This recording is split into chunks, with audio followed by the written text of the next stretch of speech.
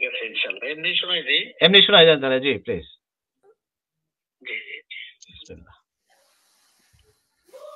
বিসমিল্লাহির রহমানির রহিম। আসসালামু আলাইকুম ওয়া রাহমাতুল্লাহি ওয়া বারাকাতুহু। ওয়া আলাইকুম আসসালাম।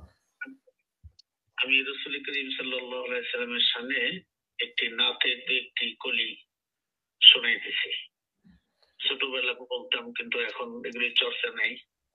তারপরও আমি আমার রাসূলের প্রেম আর ভালোবাসায় এখনো গুনগুন করে এই গজলটা গাই, সেটাই আমার ভাইদেরকে শোনাইতেছি।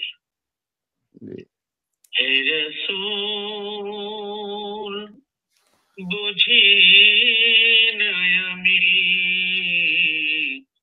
রেখেছ বেঁধে মরি কোন সুতোয় তুমি রেখেছ বেঁধে মরি কোন সুতো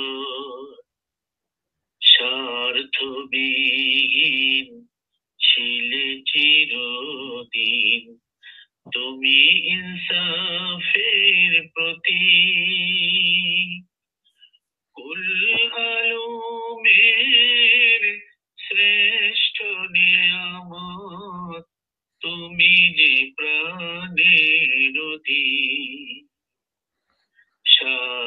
স্বার্থবিহীন ছিলে চিরদিন তুমি যে প্রাণের অধিক।